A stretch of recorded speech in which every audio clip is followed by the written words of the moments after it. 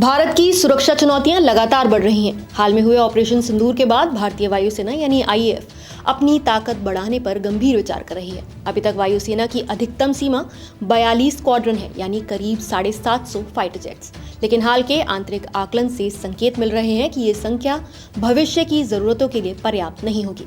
पाकिस्तान के साथ मई में हुई झड़प के बाद ये समीक्षा की गई है कि आने वाले समय में 42 स्क्वाड्रन की ताकत भारत की सुरक्षा आवश्यकताओं को पूरा नहीं कर पाएगी।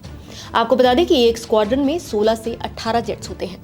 चर्चा है कि वायुसेना इस संख्या में 30 से 35% तक की वृद्धि कर सकती है। हालांकि इसके लिए आखिरी मंजूरी मंत्रिमंडलीय सुरक्षा समिति यानी सीसीएस को देनी होगी। इस समय पड़ोसी देशों की वायुसेना तेजी से आधुनिक और मजबूत हो रही है। पाकिस्तान और चीन दोनों ही अपने फाइटर जेट्स की संख्या और तकनीक में लगातार सुधार कर रहे हैं। अमेरिका के रक्षा विभाग की रिपोर्ट के अनुसार चीन की वायुसेना और नौसेना के पास कुल मिलाकर लगभग 1900 फाइटर जेट्स हैं, जिससे ये क्षेत्र की सबसे बड़ी और दुनिया की तीसरी सबसे बड़ी एविएशन शक्ति बन जाती है। भारत में 42 स्क्वाड्रन का लक्ष्य तो लंबे समय पहले ही तय किया गया था, ताकि दो मोर्चों पर पाकिस्तान और चीन एक साथ लड़ाई की स्थिति में रक्षा की जा सके। लेकिन वास्तविक स्थिति इसके बिल्कुल विपरीत है। असल में भारतीय वायुसेना के पास कभी इतने स्क्वाड्रन नहीं रहे। 1996 में वायुसेना 41 स्क्वाड्रन तक पहुंची थी, लेकिन इसके बाद लगातार गिरावट दर्ज की गई है।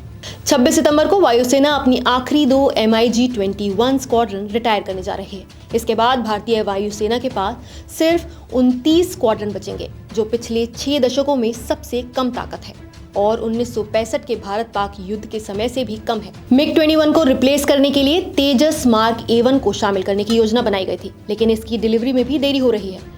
मार्च 2024 से हर साल 16 विमान मिलने थे, लेकिन अब तक एक भी विमान वायुसेना को नहीं मिला है। गौरतलब है कि MiG-21 का आखिरी वेरिएंट 1985 में बना था और उसका रिप्लेसमेंट 1994 तक आ जाना था, जो अब भी अधूरा है। अब बड़ा सवाल यह है कि जब पड़ोसी देश अपनी ताकत तेजी से बढ़ा रहे हैं, तो क्या भारतीय वायुसेना पुराने लक्ष्यों पर टिके रहकर सुरक्षित रह पाएगी? आने वाले समय में सीसीएस का फैसला ये तय करेगा कि वायुसेना की ताकत में कितनी बढ़ोतरी की जाएगी और क्या भारत दो मोर्चों पर एक साथ चुनौती का सामना करने के लिए पूरी तरह तैयार हो पाएगा। फिलहाल आप इस मुद्दे पर क्या कहना चाहेंगे? अपनी राय हमें कमेंट करके जरूर बताइए। नमस्कार, मैं हूं मानक गुप्ता। अगर आपको हमारा ये वीडियो पसंद आया हो तो इसे लाइक और शेयर जरूर करें, और हाँ, हमें सब्सक्राइब और फॉलो करना ना भूलें, ताकि आप देश और दुनिया की कोई खबर मिस ना करें। तो जुड़े रहिए हमारे साथ और देखते रहिए न्यूज़ 24।